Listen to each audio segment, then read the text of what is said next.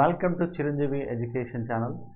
So మనకి all the competitive ఎగ్జామ్స్కి మనకి కరెంట్ అఫైర్స్ అనేది చాలా మెయిన్ రోల్ కాబట్టి మరి దాన్ని దృష్టిలో పెట్టుకొని మనకి కరెంట్ అఫైర్స్ అనేది సబ్జెక్టుల వైజ్గా మనం నేర్చుకున్నట్లయితే మనకి అత్యధికంగా మనం స్కోర్ చేయడానికి ఉన్న అవకాశం ఉన్న ఏరియా. జనరల్ స్టడీస్లో ఈ కరెంట్ అఫైర్స్ అనేది ఆల్ ద సబ్జెక్ట్స్ మనం కవర్ చేసినట్లయితే మనము ఎక్కువ స్కోర్ చేయడానికి జనరల్ స్టడీస్లో అవకాశం ఉన్న ఏరియా కరెంట్ అఫైర్స్ అనమాట. సో కాబట్టి మనకి జాబ్ డిసైడ్ చేసే ఏరియా ఏంటంటే కరెంట్ అఫైర్స్ కాబట్టి మరి దీని మీద స్పెషల్ ఫోకస్ చేయాల్సిన అవసరం ఉందని మనకి చిరంజీవి ఎడ్యుకేషన్ ఛానల్ నుంచి మరి ఈ డైలీ కరెంట్ అఫైర్స్ని మేము అప్లోడ్ చేస్తున్నాం. సో యాస్పిరెంట్స్ యొక్క మీ సపోర్ట్ ఉండాలని చెప్పేసి, సో ఆటోమేటిక్ కంటెంట్ బాగుంటే ఖచ్చితంగా మీ సపోర్ట్ 100% ఉంటుంది అనేది నా ఉద్దేశం. సో మనకి కంటెంట్ బాగుంటే ఆటోమేటిక్గా మనకి యాస్పిరెంట్స్ కూడా మనకి మన క్లాసెస్ని ఆదరిస్తారనే విషయం మనకు తెలిసింది. సో కాబట్టి డైలీగా అంటే వీక్లీ వైజ్గా కానీ లేదా ఎవ్రీ 3-4 డేస్కి ఒకసారి కానీ క్లాసెస్ని అప్లోడ్ చేయాలని అనుకుంటున్నాం. సో దీనికి సంబంధించిన క్లాస్ అయిపోయిన తర్వాత దీనికి సంబంధించిన పీడిఎఫ్ ఫైల్ని ఆ యూట్యూబ్ లింక్లో అప్లోడ్ చేయడం జరుగుతుంది.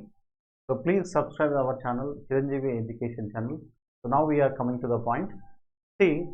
మనకి వందే భారత్ ఎక్స్ప్రెస్ అనేది మనకి ఇంతకుముందు ఆల్రెడీ వన్ ఇయర్ క్రితం మనకి స్టార్ట్ చేసింది కేంద్ర ప్రభుత్వం. కానీ దీంట్లో స్లీపర్ క్లాసెస్ ఏవైతే ఉన్నాయో ఈ స్లీపర్ క్లాసెస్ రైళ్లను మాత్రం మనకి ఈ మధ్య కాలంలో మనకి స్టార్ట్ చేయాలని చెప్పేసి నిర్ణయం తీసుకుంది ప్రభుత్వం. So Vande Bharat express sleeper రైళ్ళని మనకి ప్రభుత్వం మనకి స్టార్ట్ చేసిందనమాట. సో మార్చి నుంచి ప్రయోగాత్మకంగా నడుపుతున్నట్లు మనకి రైల్వే వర్గాలు తెలిపినాయి. తర్వాత తొలి రైలుని ఈ వందే భారత్ స్లీపర్ క్లాస్ రైళ్ళని ఎక్కడి నుంచి అంటే ఢిల్లీ ముంబై మధ్య ప్రారంభించాలని చెప్పేసి డెసిషన్ తీసుకోవడం జరిగింది. ఓకే, సో ఢిల్లీ ముంబై మధ్య ప్రారంభించారు. ఈ రైలు దేశంలోని ప్రధాన నగరాలు ఏవైతే ఉన్నాయో ఈ ప్రధాన నగరాల మధ్య సమయం తగ్గడానికి ఈ రైళ్లను నడిపినట్టయితే మరి ఆ ప్రయాణ సమయం తగ్గడానికి అని చెప్పేసి వీళ్ళు ఈ Vande Bharat express sleeper రైళ్ళని start చేస్తున్నారు. సో ఇక్కడ ఏంటంటే మరి వీటిని స్లీపర్ క్లాసెస్ని ఎందుకంటే రాత్రి వేళల్లో ఈ సిటీస్ మధ్య ముఖ్యమైన నగరాల మధ్య కానీ వీటిని నడిపినట్లయితే రాత్రి వేళల్లో నడిపినట్లయితే మరి వాళ్ళు జర్నీకి అనుకూలంగా ఉంటుందని చెప్పేసి రాత్రి వేళల్లో ఎక్కువగా ప్రయాణ దూరం ఉండే మార్గాలలో ఈ వందే భారత్ స్లీపర్ రైళ్ళని నడపాలని చెప్పేసి నిర్ణయించారు. సో వీటిని ఈ వందే భారత్ స్లీపర్ రైళ్ళని మరి వీటి చెన్నై ఇంటిగ్రేటెడ్ కోచ్ ఫ్యాక్టరీలో డిజైన్ చేయడం జరిగింది. Okay, right. సో నెక్స్ట్ సహజీవనాన్ని దాస్తే 6 నెలల జైలు. సో దీనికి మరి ఉత్తరాఖండ్ అసెంబ్లీలో ఉమ్మడి పౌరస్మృతి బిల్లు, ఉమ్మడి పౌరసత్వం బిల్లు ఇదేంటంటే యూసీసీసీ అని అంటాం. దీన్ని మనం ఏమంటామంటే దీన్ని యూసీసీ అంటాం. గిరిజనులకు దీని నుంచి మినహాయింపు లభించడం జరిగింది. 21 సంవత్సరాల వయసు కంటే తక్కువ ఉన్న యువకులు సహజీవనం చేయాలనుకుంటే తల్లిదండ్రుల అనుమతి తప్పనిసరి అని చెప్పేసి వీళ్ళు అసెంబ్లీలో బిల్లు తీసుకొచ్చారు. సో భారత రాజ్యాంగంలో మనకి యూనిఫామ్ సివిల్ కోడ్ ఏదైతే ఉందో ఈ యూనిఫామ్ సివిల్ కోడ్ గురించి ఆర్టికల్ 44 ఇంపార్టెంట్ అండి. ఆర్టికల్ 44 ప్రకారం వివాహం, ఓకే, విడాకులు, దత్తత, ఆస్తి హక్కు, ఈ 4 వివాహం, విడాకులు, దత్తత, ఆస్తి హక్కులు. సో ఈ 4 అంశాలలో ఒకేలా ఉండేలా తెలియజేస్తుంది ఏంటంటే యూనిఫామ్ సివిల్ కోడ్ అనేది తెలియజేస్తుంది అనమాట. ఓకే, సో స్వతంత్రానికి ముందు మనకి గోవాని పోర్చుగీస్ వాళ్ళు ఈ యూనిఫామ్ సివిల్ కోడ్ని ఇంప్లిమెంట్ చేయడం జరిగింది. తర్వాత స్వతంత్రం తర్వాత భారతదేశంలో మొట్టమొదటిగా మరి సివిల్ కోడ్ని ఈ ఉమ్మడి సివిల్ కోడ్ యూనిఫామ్ సివిల్ కోడ్ని అమలు చేస్తున్న రాష్ట్రం ఏంటంటే ఉత్తరాఖండ్ అనే విషయం మీరు గుర్తుపెట్టుకోవాలి. సో ఎగ్జామినేషన్ పాయింట్ ఆఫ్ వ్యూలో మనకి ఇక్కడ ఈ 4 ఆప్షన్స్లలో ఏదైనా ఒకటి ఇస్తాడు, దాంట్లో కరెక్ట్ అయింది తప్పైందని సింపుల్గా మిమ్మల్ని అడగడం జరుగుతుంది అనమాట. సో నెక్స్ట్ మయన్మార్ సరిహద్దు. మయన్మార్కి మనకి తెలిసిన అంశమే, మనకి మయన్మారు సైనిక పాలన నడుస్తుందన్న అంశం మనకు తెలిసిందే అక్కడ, రైట్. సో సో ఇక్కడ మయన్మార్ సరిహద్దులో కొన్ని మన భారతదేశ రాష్ట్రాలు ఏవైతే సరిహద్దును పంచుకుంటున్నాయో ఆ రాష్ట్రాలు ఇక్కడ ఉత్తరాంచల్ కాదండి, ఇది టైపింగ్ మిస్టేక్. ఇది అరుణాచల్ ప్రదేశ్, అరుణాచల్ ప్రదేశ్, ARCP, అరుణాచల్ ప్రదేశ్, నాగాలాండ్, మణిపూర్, మిజోరం. ఇవి ఏవైతే ఉన్నాయో పైనుంచి మనకి ఉత్తరం నుంచి దక్షిణానికి ఈ విధంగా మనకి ఉంటాయి అన్నమాట. ఓకే, ఈ విధంగా ఉంటాయి. ఓకేనా. సో ఈ విధంగా అరుణాచల్ ప్రదేశ్ ఇక్కడ ఉంటుంది, తర్వాత నాగాలాండ్ ఇక్కడ ఉంటుంది, తర్వాత మణిపూర్ ఇక్కడ ఉంటే మిజోరం అనేది ఇక్కడ ఉంటుంది. ఈ విధంగా 7 సిస్టర్ స్టేట్స్ ఏవైతే ఉన్నాయో ఈ 7 సిస్టర్ స్టేట్స్ మనకి ఉత్తరం నుంచి దక్షిణానికి చూసుకున్నట్టయితే అరుణాచల్ ప్రదేశ్, నాగాలాండ్, మణిపూర్, మిజోరం అనేది ఈ విధంగా ఈ 4 రాష్ట్రాలు మనకి మయన్మార్తో సరిహద్దులు పంచుకుంటున్నాయి. సో ఇక్కడ అంశం ఏంటంటే ఎందుకు మరి మయన్మార్ సరిహద్దులో కంచె వేయడం జరుగుతుందంటే మయన్మార్ అక్కడ సైన్యం ప్రభుత్వాన్ని, అక్కడ ఎన్నికల్లో గెలిచిన ప్రభుత్వాన్ని సైన్యం చేతిలో తీసుకోవడం. సో సైన్యం చేతిలో తీసుకోవడం వల్ల ఆటోమేటిక్గా ఏమైందంటే అక్కడికి ఎవరైతే మనకి వీళ్ళు వలస వెళ్ళే వాళ్ళు ఎవరైతే ఉన్నారో ఈ వలస వెళ్ళే వాళ్ళంతా కూడా అందరూ కూడా భారతదేశానికి రావడం జరుగుతుంది. కాబట్టి సో దానికి సంబంధించి ఏం చేసిందంటే కేంద్ర ప్రభుత్వము 1643 కిలోమీటర్ల పొడవున ఈ సరిహద్దు కంచె నిర్మిస్తున్నట్టుగా కేంద్ర ప్రభుత్వం ప్రకటించింది. సో భారత్ మయన్మార్ సరిహద్దులో 1643 కిలోమీటర్ల పొడవున కంచె నిర్మించాలని చెప్పేసి నిర్ణయం తీసుకోవడం జరిగింది. ఓకే. సో మరి కేంద్ర హోంశాఖ మంత్రి అమిత్ షా ఈ విషయాన్ని అధికారికంగా వెల్లడించడం జరిగింది. మణిపూర్లోని మోరే అనే ప్రాంతంలో ఇప్పటికే 10 కిలోమీటర్ల కంచె వేసిరు. హైబ్రిడ్ నిఘా వ్యవస్థ ద్వారా మణిపూర్, అరుణాచల్ ప్రదేశ్లో కిలోమీటర్ చొప్పున ఫెన్సింగ్ ఏర్పాటుకు మరి పైలట్ ప్రాజెక్టులు కొనసాగుతున్నాయని చెప్పేసి ఇక్కడ మనం తెలుసుకోవాల్సిన అవసరం ఉంది. ఓకే. సో నెక్స్ట్ మనకి మరి మయన్మార్లో రఖైన్ రాష్ట్రానికి వెళ్ళొద్దని ముఖ్యంగా మరి కేంద్ర ప్రభుత్వం ఏం చేస్తుందంటే మయన్మార్లోని రఖైన్ రాష్ట్రం ఏదైతుందో ఈ రఖైన్ రాష్ట్రానికి వెళ్ళొద్దని ఇప్పటికే అక్కడికి వెళ్ళిన వాళ్ళు ఎవరైతే భారతీయులు ఉన్నారో వాళ్ళు వాళ్ళు వెనక్కి రావాలని చెప్పేసి కేంద్ర విదేశీ వ్యవహారాల మంత్రిత్వ శాఖ ఆల్రెడీ అధికారికంగా వెల్లడించింది. సో ఈ విధంగా మరి మనకి మయన్మార్కు సరిహద్దున్న 4 రాష్ట్రాలు ఏవైతే ఉన్నాయో ఆ 4 రాష్ట్రాల చుట్టూ 1643 కిలోమీటర్ల వ్యవధిలో మనకి ఈ ఫెన్సింగ్ నిర్మించాలని చెప్పేసి కేంద్ర ప్రభుత్వం నిర్ణయం తీసుకోవడం జరిగింది. Okay, right. సో నెక్స్ట్ మరి భారత్ బియ్యం విక్రయాలు కిలో 23 రూపాయల రాయితీ ధరతో కేంద్ర పౌర సరఫరా చేస్తున్న రైస్ విక్రయాలు ఏవైతున్నాయో దీన్ని కేంద్ర ఆహార వినియోగదారు వ్యవహారాల శాఖ నిర్వహిస్తుంది. ఓకే. సో 5 కిలోలు 10 కిలోల సంచుల్లో లభించే ఈ బియ్యము 5 కిలోలు 10 కిలోలు ఒక ప్యాకెట్ రూపంలో వీళ్ళు ఈ బియ్యం లభిస్తుంది. ఈ బియ్యం 5% నూక ఉంటుంది, దీంట్లో ఒక 5% నూక ఉంటుందంట. సో ఈ రైసు విక్రయాలు భారత జాతీయ వ్యవసాయ సహకార మార్కెట్ సమాఖ్య ఏదైతే ఉందో అని మరియు భారత జాతీయ సహకార వినియోగదారుల సమాఖ్య కేంద్రీయ భారతీయ ఈ రైసు విక్రయాలు భారత జాతీయ వ్యవసాయ సహకార మార్కెట్ సమాఖ్య ఒకటి, నెక్స్ట్ భారత జాతీయ సహకార వినియోగదారుల సమాఖ్య రెండోది. సో వీటిని ఈ రెండింటి కేంద్రీయ బండారు విక్రయ కేంద్రాల్లో ఓకేనా ఈ 2 సహకార మార్కెట్ సమాఖ్యలు ఏవైతే ఉన్నాయో ఈ 2 కూడా కేంద్రీయ బండారు విక్రయ కేంద్రాల ద్వారా ఈ భారత్ రైస్ అమ్మకాలు జరుగుతున్నాయని చెప్పేసి ప్రకటన చేశారు. ఓకే. సో నెక్స్ట్ మరి భారత్ MQIB రక్షణ. సో ఇక్కడ భారత్ MQIB రక్షణ దీనికి సంబంధించి భారత్కు అత్యాధునిక సామర్థ్యాలు ఉన్న MQ-9B డ్రోన్లను MQ-9B డ్రోన్లను అందజేయనున్నట్లు అమెరికా విదేశాంగ శాఖ వెల్లడించింది. సో వీటి ద్వారా ఆధునిక సముద్ర రక్షణ నిఘా సామర్థ్యాలు పెంపొందించుకోవచ్చు. మరియు భారత్కు 31 సాయుధ MQ-9B డ్రోన్ల విక్రయానికి అమెరికా నిర్ణయం తీసుకోవడం జరిగింది. సముద్రంపై విధుల కోసం 15 సీ గార్డియన్ డ్రోన్లను పదాతి దళం, వాయుసేన కోసం 16 స్కై గార్డియన్లను భారత్ దాదాపు $4 బిలియన్ వెచ్చించి కొనుగోలు చేస్తుందంట. చూడండి ఏమేంటి 31 సాయుధ MQ-9B డ్రోన్లు, మరియు సముద్రంపై నిఘా కోసం విధుల కోసం 15 సీ గార్డియన్ డ్రోన్ల పదాతి దళం, వాయుసేన కోసం 16 గార్డియన్లను భారత్ దాదాపు $4 బిలియన్ వెచ్చించి కొనుగోలు చేస్తుందనేది మనకి MQB దేంతో ఏ దేశంతో అమెరికాతోటి మనము ఒప్పందం చేసుకోవడం జరిగింది. సో నెక్స్ట్ PM కిసాన్ మొత్తాన్ని పెంచే యోచన లేదు. మామూలుగా ఈ PM కిసాన్ ఏదైతే ఉందో ఈ రైతు బంధు, తెలంగాణలో అయితే మనము రైతు బంధు అని పిలుస్తామని, సో ఈ PM కిసాన్ మొత్తాన్ని అంటే అప్పటికి తెలంగాణలో రైతు బంధు నడుస్తుంది కాబట్టి దీన్ని ఆధారంగా తీసుకొని కేంద్రంలో స్టార్ట్ చేయడం జరిగింది.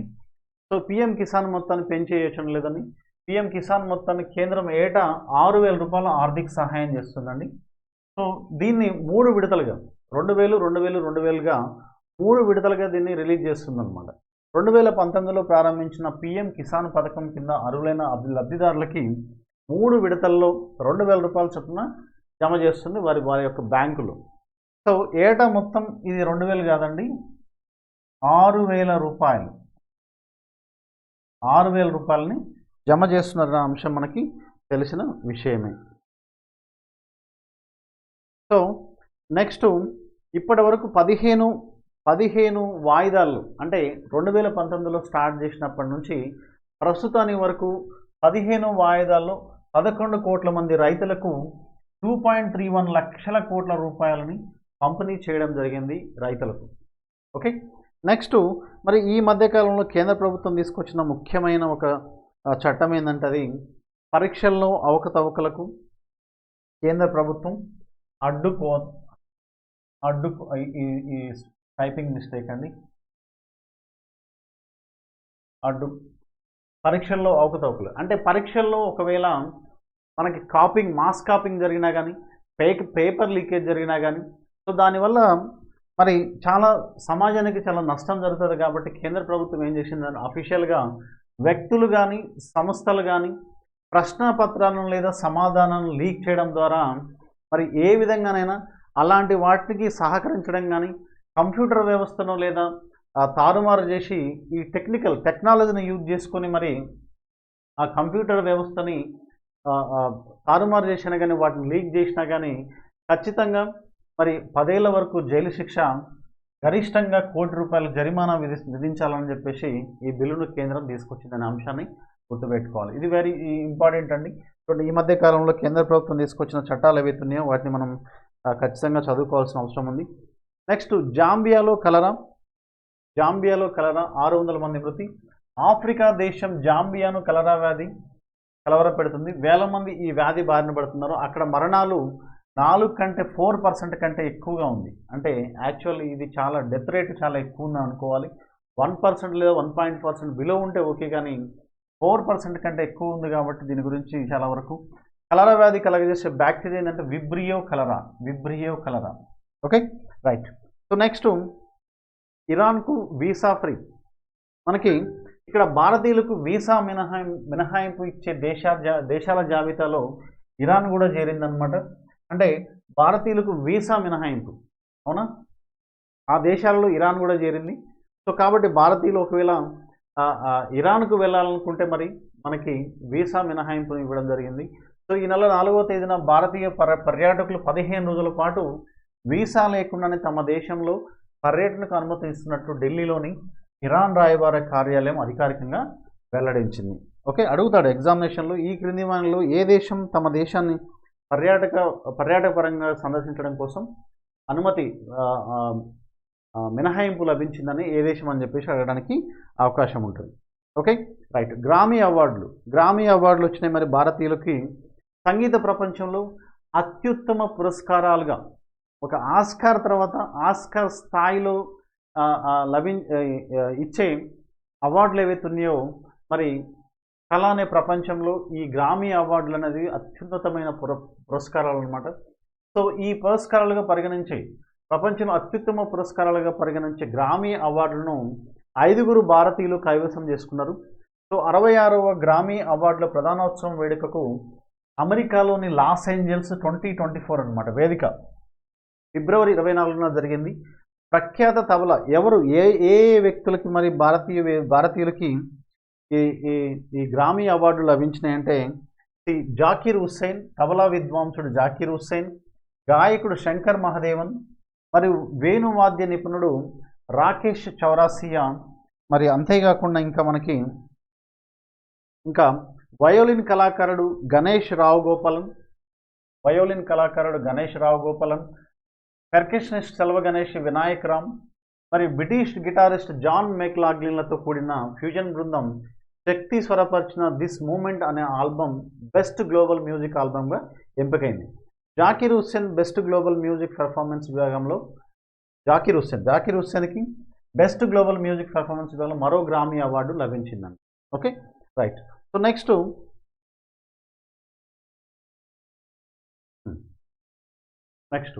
సో భారతరత్న, భారతదేశంలో ఉన్న మనకి 4 అత్యున్నత పౌర పురస్కారాల్లో అత్యున్నత పురస్కారమైన భారతరత్న అనేది భారతరత్న, పద్మవిభూషణ్, పద్మభూషణ్, పద్మశ్రీ. సో ఈ విధంగా 4 స్థాయిలు ఏవైతే ఉన్నాయో వీటిలలో మరి అత్యున్నతంగా అంటే 2014లో కేంద్ర ప్రభుత్వం ఏర్పాటు జరిగిన తర్వాత చాలామందికి భారతరత్న ప్రజెంట్ చేయడం జరిగింది. సో ఇప్పుడు మనకి ఈ సంవత్సరం మనకి ఒక 5 మాత్రం ఇవ్వడం జరిగింది. వాళ్ళు ఎవరనేది ఇప్పుడు చూద్దాం. 4కి మరణాంతరం ఇవ్వడం జరిగింది. సో పివి నరసింహారావు, మాజీ ప్రధాని, 1991లో రాజీవ్ గాంధీ హత్య అనంతరం పివి నరసింహారావు ప్రధానిగా 1991 నుండి 1996 వరకు భారత ప్రధానిగా పివి గారు ఎల్పిజి సంస్కరణలతో దేశ ఆర్థిక వ్యవస్థలో ఎన్నో మార్పులు తీసుకురావడం జరిగింది. సో ఈయన 1000 పడగలనే నవలను సహస్ర ఫన్ అనే పేరుతో హిందీలోకి అనువాదం చేయడం జరిగింది. ఓకే, సో మనకి పివి నరసింహారావు గారు అనగానే మనకి ఈయన 1991 నుంచి 96 మధ్య కాలంలో భారతదేశ ప్రధానిగా ఉండడం జరిగింది. రాజీవ్ గాంధీ హత్య అనంతరం యూపీఏ గవర్నమెంట్కు ఎవరు ప్రధానిగా ఉండాలనే నిర్ణయంలో సందిగ్ధంలో ఈయన ఒక భారతదేశానికి ఒక చీకటి సూర్యుడిలాగా ఈయన కనిపించడం జరిగింది. మరి అప్పుడు ఆర్థికంగా భారతదేశం వెనకబాటులో ఉన్నా కానీ ఆర్థికంగా అంత బలంగా లేకపోయినా మనకి మరి పివి నరసింహారావు ప్రధానిగా ఆర్థిక సంస్కరణలు తీసుకురావడం జరిగింది. ఆర్థిక సంస్కరణలు ప్రవేశపెట్టి భారతదేశాన్ని మరి విదేశీ రుణ ఊబిలో చిక్కుకోకుండా మరి అప్పుడున్న మనకి ఎఫ్డిఐస్ ఆ లోటు నుంచి మనకి దేశాన్ని బయటికి తీసుకురావడం జరిగిందనమాట. ఓకే, సో అదే అంటున్నాడు పివి గారు ప్రధానిగా ఎల్పిజి సంస్కరణలతో LPG liberalisation, privatisation, globalisation. So ఈ విధంగా ఈ సంస్కరణలతో మరి భారతదేశాన్ని ఎఫ్డిఐ పరంగా చాలా బలంగా నిలదొక్కుకోవడం జరిగింది. సో ఈ విధంగా మరి 1000 పడగలు అనే నవల ఏదైతే ఉందో ఈ 1000 పడగల నవలను సహస్ర ఫన్ అనే పేరుతోటి హిందీలోకి అనువాదం చేయడం జరిగిందనే విషయాన్ని మనం గుర్తుపెట్టుకోవాలి. సో నెక్స్ట్ మనకి ఎంఎస్ స్వామినాథన్ అండి. ఎంఎస్ స్వామినాథన్ మనకి భారతదేశ హరిత విప్లవ పితామహుడుగా మరి భారతదేశానికి హరిత విప్లవ పితామహుడు ఎంఎస్ స్వామినాథన్ అయితే ప్రపంచానికి హరిత విప్లవ పితామహుడు నార్మన్ బోర్లాగా ఉంటాం మనం. సో ఇక్కడికి వద్దాం. భారతదేశ హరిత విప్లవ పితామహుడు మరి ఆహార ధాన్యాల ఉత్పత్తిని పెంచడంలో విశేష కృషి చేసిన వ్యక్తి ఎవరంటే మనకి ఎంఎస్ స్వామినాథన్. సో అధిక దిగుబడినిచ్చే వంగడాలు ఏవైతే ఉన్నాయో వరి, గోధుమ వంగడాలను రూపకల్పనలో విశేష కృషి చేసిండనమాట. సో ఈయన కృషి వల్ల ఏమైందంటే స్వతంత్ర భారతదేశం తర్వాత అప్పుడే నిలదొక్కుంటున్న తరుణంలోనే ఎన్నో అడ్డుపోట్లు గురవుతున్న భారతదేశానికి ఎంఎస్ స్వామినాథన్ తీసుకొచ్చిన ఈ కృషి ఏదైతే ఈ సంస్కరణలు ఏవైతే ఉన్నాయో ఆటోమేటిక్గా స్వయం ఉత్పత్తిలో మనకి ఆహార ధాన్యాలను ఎక్కువగా ఉత్పత్తి చేసి మరి వాటిని ఎగుమతి చేసే స్థాయికి వరకు తీసుకురావడం జరిగిందనమాట. ఓకే, మనం అప్పటికి కూడా స్వతంత్ర భారతదేశం తర్వాత మనము చాలా వరకు మనం ఆహార ధాన్యాలను కానీ మనము దిగుమతి చేసుకునేటోళ్ళం. సో ఆ స్థాయి నుంచి మరి మనకి హరిత విప్లవం తీసుకొచ్చి ఇక్కడ సెల్ఫ్గా స్వయం సమృద్ధిని తోటి ఇక్కడ రైతులు ఇక్కడ కొన్ని కొత్త వంగడాలను తీసుకొచ్చి ఆ కొత్త వంగడాలను ప్రవేశపెట్టి అధిక ఉత్పత్తిని క్రియేట్ చేసి ఈ అధిక ఉత్పత్తిని ప్రపంచానికి మనం ఇప్పుడు ఎగుమతి చేసే స్థాయికి భారతదేశాన్ని తీసుకురావడం జరిగింది. సో దానికి వెనకాల ఉన్న కృషి ఎవరిదంటే ఎంఎస్ స్వామినాథన్ అన్న విషయాన్ని మనం గుర్తుపెట్టుకోవాలి. So next Chaudhary Charan Singh. So ఈయన కూడా భారత మాజీ ప్రధాని అండి, చౌదరి చరణ్ సింగ్. సో ఈయన యూపీ రాష్ట్రానికి చెందిన వ్యక్తి. 1967లో భారతీయ క్రాంతి దళ్ పార్టీ అనే ఏర్పాటు. 1975 జూలై 8న ఆగస్టు 28 నుంచి జూలై 28 నుంచి ఆగస్టు 20 వరకు 5వ భారత ప్రధానిగా నియామకం చేయడం జరిగిందనమాట. ఓకే. సో నెక్స్ట్ ఇక్కడ మరి ఇంకొకటి ఏంటంటే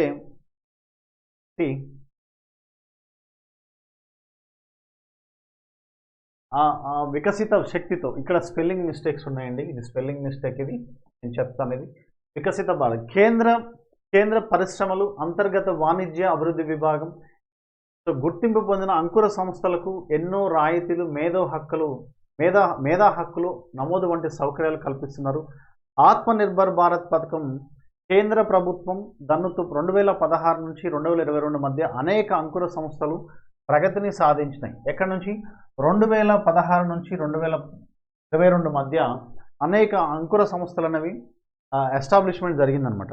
సో నేడు దేశంలో గుర్తింపు పొందిన అంకుర సంస్థలు ఏంటంటే 1.17 లక్షల వరకు ఉన్నాయి.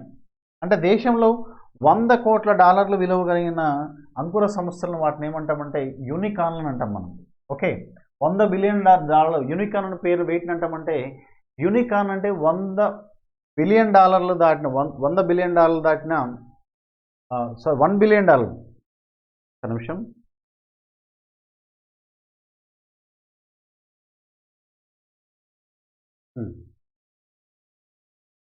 Okay, right.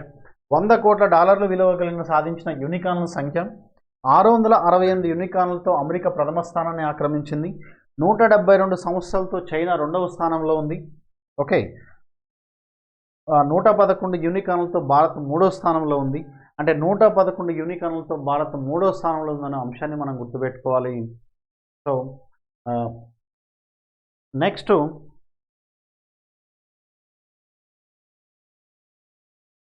2021 సంవత్సరంలో 45 అంకుర సంస్థలు యూనికార్న్లుగా ఎదిగినాయి.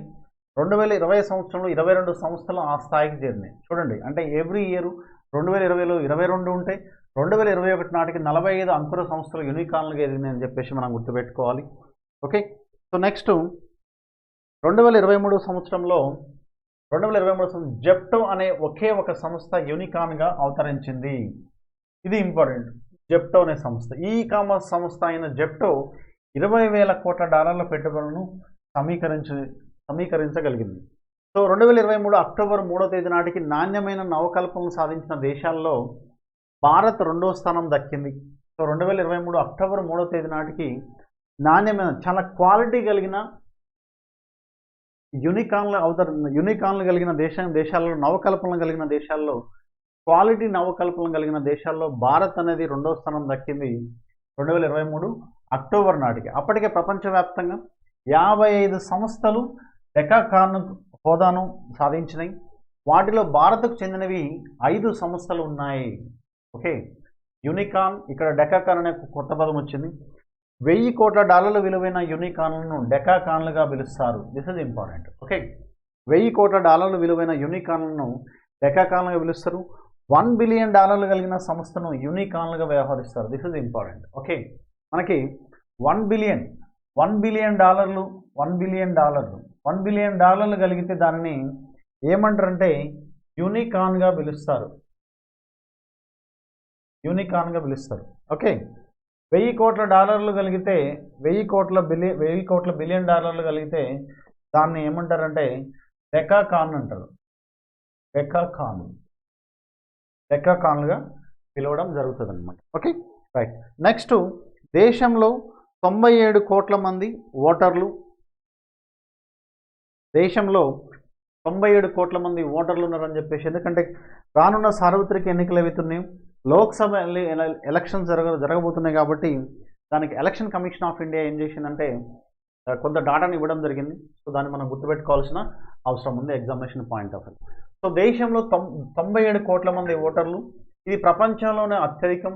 రానున్న సార్వత్రిక ఎన్నికల్లో దాదాపు 97 కోట్ల మంది భారతీయులు తమ ఓటు హక్కును వినియోగించుకున్నారు. కొత్తగా దాదాపుగా 2 కోట్ల మంది, అంటే ఈ 2 కోట్ల మంది 18 నుంచి 29 మధ్య వయసు గల వారు యువ ఓటర్లను ఈ జాబితాలో చేర్చడం జరిగింది. 2024 నాటికి లింగ నిష్పత్తి 948కి పెరిగింది. 49.72 కోట్ల మంది పురుషులు, 49.72 కోట్ల మంది పురుషులు, 47.15 కోట్ల మంది మహిళా ఓటర్లు నమోదు జరుగుతుంది. 2019లో జరిగిన లోక్సభ ఎన్నికల కంటే ఇప్పుడు 6% అధికంగా ఓటర్లు నమోదు జరిగింది. ప్రపంచంలోని అత్యధిక ఓటర్లు అంటే 96.88 కోట్ల మంది రానున్న సాధారణ ఎన్నికల్లో ఓటు వేయడానికి నమోదు చేసుకున్నారని ఈసీ ప్రకటన. సో దేశంలో 97 కోట్ల మంది ఓటర్లు, ఇది ప్రపంచంలోనే ఇది అత్యధికం అని చెప్పేసి మనకి ఎలక్షన్ కమిషన్ ఆఫ్ ఇండియా పేర్కొనడం జరిగింది. సో ఈ విధంగా మనకి daily current affairs so coming every 3 days కానీ లేదా వీక్లీ వన్స్ కానీ మనము అప్లోడ్ చేయడం జరుగుతుంది మన YouTube channel Chiranjeevi education channel. Please subscribe our channel and like and share. So please like and support our channel Chiranjeevi education channel. Thank you one and all.